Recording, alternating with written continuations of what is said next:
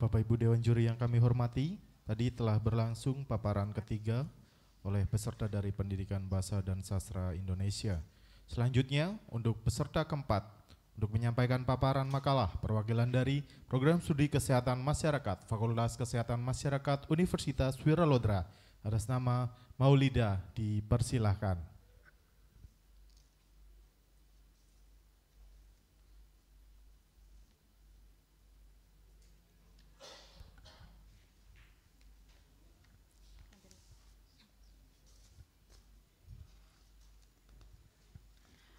Baik, Assalamualaikum warahmatullahi wabarakatuh. Salam sejahtera bagi kita semua. Salam Om Swastiastu, Namo Buddhaya, dan salam kebajikan.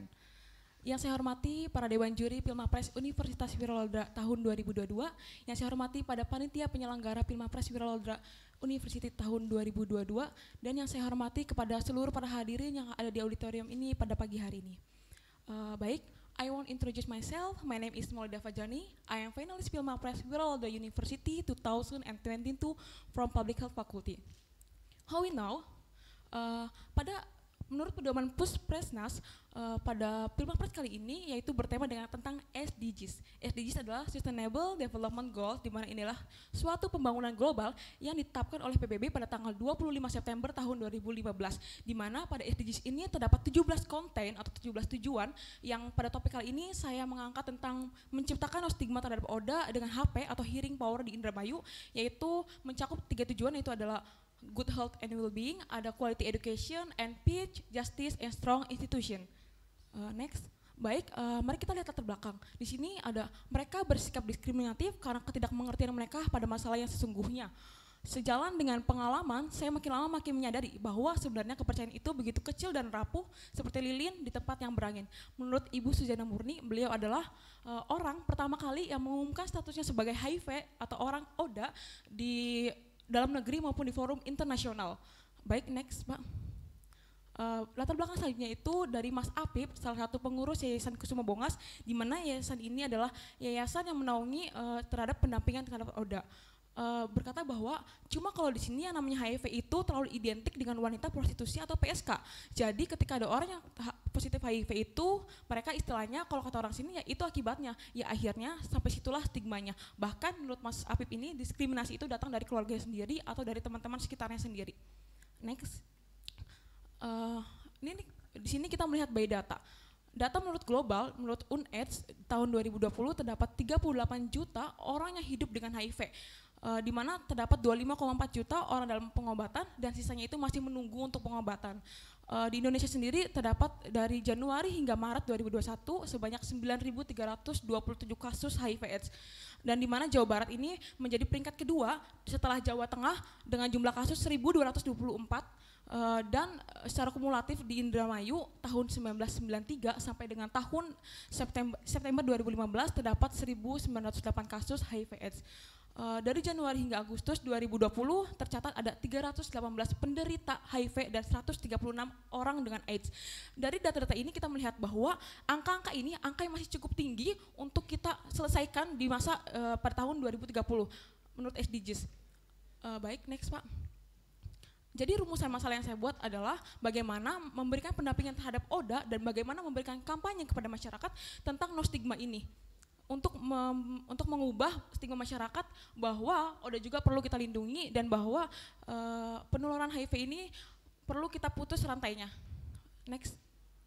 Di sini ada tinjauan pustaka, secara sekilas saya membahas tentang HIV/AIDS. Next Pak. HIV adalah Human Immunodeficiency Virus, adalah virus yang menyerang sistem kekebalan tubuh. Sedangkan AIDS adalah Acute Immunodeficiency Syndrome, adalah suatu kumpulan gejala yang disebabkan oleh virus HIV. Next. Di sini ada stigma menurut KBBI, yaitu stigma adalah suatu ciri negatif yang menempel pada diri seseorang karena pengaruh lingkungannya. Sedangkan ada upaya pencegahan HIV itu adalah ABCDE menurut kompas.com. Jadi ABCD itu adalah A itu adalah abstinen. Abstinen itu adalah dilarang melakukan seks bebas sebelum kita menikah. B itu adalah be faithful, adalah setia kepada pasangan. Jadi setia pada pasangan itu selain kita menjaga perasaan pasangan kita, kita juga menjaga kesehatan reproduksi dari pasangan kita tersebut. Selanjutnya adalah kondom. Kondom adalah salah satu alat kontrasepsi, dan D adalah itu don't use drugs. Jadi drugs yang dimaksud di sini adalah tentang drugs yang utamanya itu untuk penggunaan jarum suntik, dan adalah education, di mana education ini adalah salah satu program yang saya kembangkan dan yang sudah saya laksanakan. Next Pak. Baik, pertama dari melihat by data, melihat latar belakang rumusnya masalah, di sini saya menerapkan 2 program. Yang pertama yaitu program kepada masyarakat, ada optimalisasi no stigma.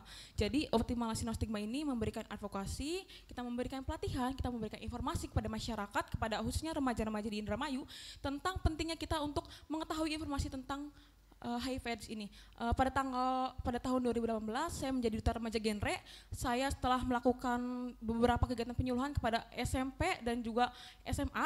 Kemudian saya juga setelah saya kuliah di Unwir, saya juga melakukan kegiatan penyuluhan seks bebas dan HIV/AIDS di SMP ITA Darul Hikmah dan juga ada SMA 2 Indramayu. Next Pak. Selain itu saya juga menggunakan suatu era digital di mana ini adalah platform, itu platformnya itu adalah Lead Match, di mana Lead Match ini ada suatu room dan ada beberapa banyak sekali family dari seluruh Indonesia. Di sini saya berkolaborasi dengan Next Family, di mana Next Family ini adalah diketuai oleh Kak Aldo, salah satu mahasiswa Politeknik Negeri Bali, dan dimoderatori langsung oleh Kak Robi Oktais, selaku beliau itu adalah alumni dari Universitas Negeri Medan dan saya sebagai pembicara di sini. Next Pak. Baik, yang kedua itu adalah kepada ODA, memberikan pendampingan. Jadi sebelum saya membuat suatu program, saya di sini sudah melakukan kuesioner kepada teman-teman sekitar saya, kepada masyarakat random tentang seberapa mereka setuju tentang kegiatan Hearing Power ini. Dan dari 50 partisipan terdapat 27 orang setuju, 18 orang sangat setuju, dan 4 orang ragu-ragu, dan 1 orang itu tidak setuju. Tapi melihat dari 50 partisipan ini, banyak sekali yang setuju, bahkan sangat setuju dengan adanya kegiatan Hearing Power ini. Next Pak. Nah, ini adalah suatu bagan alur yang telah saya buat, di mana saya telah melaksanakan konsolidasi dengan Yayasan Kusuma Bongas dan BEM Fakultas Kesehatan Masyarakat.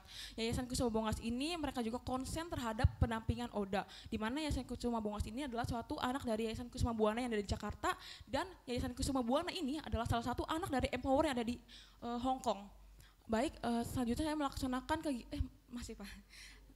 saya melaksanakan kegiatan Hearing Power kepada pas saat itu ada pelatihan dari beberapa komunitas yang ada di Indramayu, ada Monreker, ada XTJ, dan juga ada OI. Dan saya mewawancarai salah satu anak OI bahwa beliau berkata sebenarnya bagus adanya Hearing Power, no stigma, dan pelatihan serta pendampingan pada ODA ini agar ODA itu merasa ada yang merangkul. Dan setelah itu untuk 1 bulan ke depan setelah Pilmapres ini, saya ingin mengadakan upgrading bersama anak-anak BEM Fakultas Kesehatan Masyarakat dan juga Yayasan Kusuma Bongas, di mana ini adalah suatu kegiatan pelatihan kepada ODA untuk mereka itu dapat meningkatkan kreativitasnya untuk menghadapi bonus demografi. Kemudian setelah itu dari upgrading ini ke Hari HIV sedunia nanti tanggal 1 Desember, kita melakukan pendampingan terus-menerus setiap bulan ya bersama Yayasan Kusuma Bongas dengan ada kegiatan ODA berprestasi. Jadi itu adalah pendistribusian kreativitas ODA selama kita melakukan pendampingan pada Hari HIV sedunia. Itu adalah guna untuk memberikan dukungan kita kepada ODA agar ODA itu semangat untuk menjalani kehidupannya dalam mencapai bonus demografi. Kemudian ini adalah goal saya, menambah wawasan ODA, mengasah soft skill ODA agar siap bersaing di bonus demografi. Ini adalah bukti saya telah melakukan konsolidasi dan Hearing Power tahap awal di Kecamatan Bongas. Next Pak. Baik, kesimpulannya dari program yang telah saya laksanakan adalah dengan adanya program Hearing Power dan No Stigma diharapkan dapat membantu pemerintah untuk memutus kasus penularan HIV/AIDS, memberikan ruang ODA untuk berkeluh kesah, memberikan support kepada ODA dengan melakukan kegiatan bersama ODA yang dapat meningkatkan kreativitas ODA dan agar dapat ikut serta dalam bonus demografi di masa mendatang. Sarannya itu dibutuhkan fasilitator yang ahli di bidang kesehatan dan fasilitas yang memadai, dan pelaksanaannya itu harus terus-menerus dan berkelanjutan. Baik, ini adalah gagasan kreatif saya. Kurang lebihnya saya mohon maaf. Kalau ada sumur ladang, boleh kita menumpang mandi. Kalau ada umur panjang, insya Allah kita berjumpa lagi. Bersaing atau tenggelam. Wassalamualaikum warahmatullahi wabarakatuh. Waalaikumsalam warahmatullahi wabarakatuh. Untuk sesi kritik dan saran yang pertama bisa disampaikan oleh Bapak Insinyur Yudi Mahmud MP. Dipersilakan. Baik, terima kasih. Atur napas dulu. Iya Bapak. Iya. Pelan-pelan saja. Iya Bapak. Tidak usah terburu-buru, kayak dikejar apa nanti. Atur napas. Oke, ini program stigma ini sudah banyak ya, no stigma ini Iya, Bapak. sudah banyak di tempat lain. Nah, targetan Anda, ini saya lihat targetan Anda untuk program ini diarahkan kemana? Baik, izin menjawab ya Pak. Gitu. Kalau program No Stigma ini diarahkan untuk masyarakat, khususnya itu remaja, agar remaja ini kan nanti akan menjadi suatu frontliner atau sebagai agent of change dalam SDGs ini, karena tema kita adalah SDGs, di mana masyarakat atau remaja ini tahu minimal cara penularan HIV itu tidak semudah itu. Jadi kalau misalkan mereka itu mengubah stigma mereka bahwa penularan HIV ini tidak semudah itu, karena banyak masyarakat itu tidak mau untuk duduk berdua. Dari pernyataan Mas Apip, beliau berkata bahwa tidak ada waktu itu tidak ada yang mau duduk berdua, tidak ada yang bersalaman atau berpelukan. Itu tuh menyinggung ODA sekali, karena ODA itu bukan suatu aib Bapak, itu adalah suatu penyakit di mana ODA itu perlu kita support seperti itu. Oke, kemudian gini, kalau ini kan banyak yang bergerak justru adalah lembaga informal ya, dari luar sistem pendidikan gitu kan ya. Anda pernah mempelajari nggak misalnya pencegahan no stigma ini dilakukan oleh lembaga formal, misalnya di sekolah, itu kan selalu berinteraksi ya. Pembelajaran biologi juga kan dikenalkan dari SMP gitu ya, seperti itu. Ini kalau yang saya lihat kan banyaknya yang bergerak ini adalah justru lembaga LSM ya. Di sininya apa? Tadi Anda menyampaikan berapa? Apa? Menciptakan No Stigma. Ya Pak, lembaga apa tadi? Yayasan Kusuma Bongas. Tapi kalau yayasan itu Pak untuk hearing power kepada ODA-nya. Jadi kita tuh ke ODA itu kan karena bersikap, kalau data ODA itu bersikap privasi. Jadi kalau itu tuh enggak, pengenalan kalau ODA-nya iya betul ya. Betul. Nah, kalau saya lihat kan justru kalau dari sisi lembaga formal bahwa pengenalan bahaya penyakit ini iya, itu kan harus dikenalkan. Penyebabnya ini kan seperti itu yang Anda sampaikan. Bapak. Nah, kemudian kira-kira ini dari rumusan masalah Anda adalah salah satunya memberikan kampanye kepada masyarakat umum. Betul. Seperti apa tuh langkah-langkahnya? Baik Bapak, langkah-langkahnya sebelumnya itu saya belum menampilkan bahwa saya juga pernah mengisi di ibu-ibu PKK yang ada di Tambi. Pada saat itu ada desa binaan dari BEM Fakultas, dan kebetulan saya ditunjuk sebagai pembicara di situ bersama anak-anak ISM KMI, dari itu kakak tingkat saya. Dan saya memberikan tentang PHBS, di samping PHBS saya juga memberikan kepada ibu bahwa hati-hati tentang HIV itu, dan untuk memberikan no stigma kepada masyarakat. Kalau ibu-ibu misalkan di daerah ibu itu ada yang orang yang kena ODA, jadi penularan ODA itu tidak segampang itu Ibu. Saya pernah Bapak. Karena kan banyak kasus HIV itu ibu-ibu yang tidak berdosa kan. Iya Bapak. Ibu-ibu tidak berdosa. Nah, saya ingin penjelasannya. Jadi di sini ada istilah LS sama L apa tuh? Kenapa? Ada yang rentan itu adalah tadi saya lupa tadi. LSL. LSL apa itu? LSL itu lelaki suka lelaki Bapak. Oh, itu ya. Saya baru tahu itunya. Iya Bapak. LSL gitu. Iya, oh, Bapak. itu ya. Oke, terima kasih dari saya. Ya, terima kasih Bapak. Selanjutnya Bapak Dr. Aan, dipersilakan.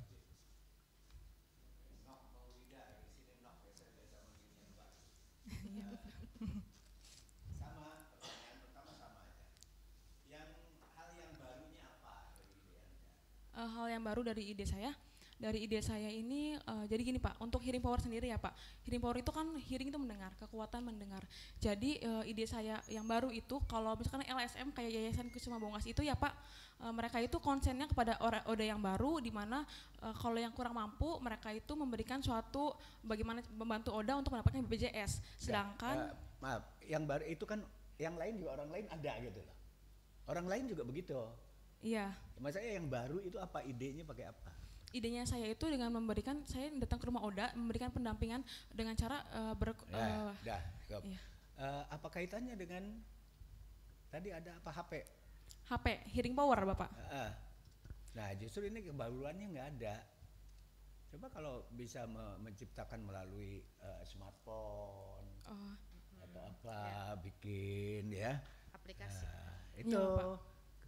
Dan ini di judul kan kelihatan ini baru upaya kan, upaya. Jadi bagusnya memang judulnya pakai upaya. Betul. Upaya tadi apa? Upaya no stigma. Bukan, judulnya apa tuh? Menciptakan no stigma terhadap ODA. Ya, upaya menciptakan No stigma tuh, terhadap ODA. ya, hearing power juga. Coba kalau yang sudah bisa dibahasa Indonesiakan, itu dibahasa Indonesiakan. Ya, hearing power itu the first saja. For the first time you alright hearing power. So you translate in Indonesia. Oke. Nah, berikutnya itu ya silahkan Anda menggunakan yang bahasa Indonesia gitu. Ya, karena kita nih di Indonesia gitu. Kecuali yang sudah baku dan istilah dalam bahasa Inggris dan dalam bahasa Inggris juga ada yang dibahasa Indonesia kan, seperti science, ya jadi sains gitu kan. Iya. Research jadi research, itu udah dibahasa Indonesia kan gitu ya. Jadi saran saya begitu, memang ide ininya kebaruannya nggak nampak gitu. Karena orang lain juga kan sudah ada nggak yang pendampingan begitu? Saya yakin sudah ada, tempat lain juga sudah ada. Ya, harusnya ada compare, membanding-banding. Nah, cari yang barunya di mana. Seperti tadi juga yang mana tuh kerang itu ya. Harusnya banding-bandingkan gitu. Di pantai ini begini, pantai ini begini, pantai ini begini. Sehingga akan ketahuan mana novelty-nya, mana yang barunya. Yang baru itu bisa dari materi, bisa dari metode, bisa dari macam-macam. Pokoknya ada sesuatu yang baru. Minimal tempat gitu ya. Seperti tadi yang kan tempat itu ya, Junti Nyuat gitu. Karena di tempat lain juga sudah ada gitu. Iya, betul. Baik, itu saja. Terima kasih. Terima kasih Bapak. Ada 3 menit terakhir untuk Miss Ida, dipersilakan. Oke, thank you Pak Tovan. Good morning Maulida Fajriani. Good morning. Oke, presentasinya sangat bersemangat sekali ya. Iya. Sudah sangat siap menggebu-gebu, bagus ya. The first question from me, are the term no stigma and hearing power academic term? Istilah no stigma sama hearing power itu istilah akademik atau bahasa formal atau ciptaannya Maulida sendiri? Boleh pakai bahasa Indonesia Miss Iya. jawabnya. Kalau misalkan no stigma, kalau no stigma itu sebenarnya udah banyak menyemarakan no stigma, tapi di sini bahasa ini mungkin udah banyak digunakan, tapi saya menggunakan lagi gitu, bahwa untuk mendisklaimer bahwa no stigma ini perlu di Indramayu khususnya perlu ditingkatkan lagi. Iya, karena tadi seperti yang disampaikan Pak An, karena bahasanya campuran Pak, jadi agak bingung juga menerjemahkan ke dalam satu kalimat. Jadi I think if this is your own product or idea, itu bisa jadi kan no stigma movement itu kayaknya lebih orang lebih tertarik gitu. Apa sih no stigma movement? Kemudian how will you implement those movement to the society? Itu sudah harus ada langkah-langkahnya. Siapa saja orang-orang yang berperan? Apakah semua orang bisa masuk? Setelah itu baru ke hearing power ya, because you have two different term. Nah, hearing power itu apa? Kemudian how will you implement those hearing power to the ODA ya? Yes. Ya, karena when I search from Google ya, actually there are some organization that already implement those kind of pendampingan Pak, banyak sekali tuh. Jadi kalau saya bisa konklusinya dari Pak Yudi dan Pak An itu, you have to make it your own. Jadi Anda itu harusnya membuat ini menjadi movement Anda sendiri, ide Anda sendiri yang berbeda, di compare between other movement with yours. Apa sih perbedaannya dan keunggulan dari ide yang Anda sampaikan. Jangan sampai orang lain itu idenya sudah lebih banyak menguntungkan karena mereka misalnya punya ahli berbicara dan lain-lain. Itu kan tidak sembarangan nih berbicara dengan orang-orang yang mempunyai penyakit ini ya. Jadi harus hati-hati siapa saja. So you have to be very specific and idenya itu harusnya bisa dilaksanakan gitu di masyarakat. Jadi hearing problem, hearing power. Nah, apa yang membedakan hearingnya? Jangan-jangan Anda cuma diam aja, cuma mendengarkan aja, tanpa ada perbedaan dengan movement-movement yang lain ya. So you have to be very specific and also Anda itu dibatasi oleh waktu kalau lihat dari proses pembuatan makalahnya. Jadi harus very specific and time bound. Oke, Maulida? Oke, Miss, thank you. I think ini Pak Topan? Cukup ditutup. Oke, terima kasih Dewan Juri atas pertanyaannya dan masukannya. Saya terima, kurang lebihnya saya mohon maaf, apabila salah kata saya mohon maaf. Bila taufiq wa hidayah. Wassalamualaikum warahmatullahi wabarakatuh. Waalaikumsalam warahmatullahi wabarakatuh.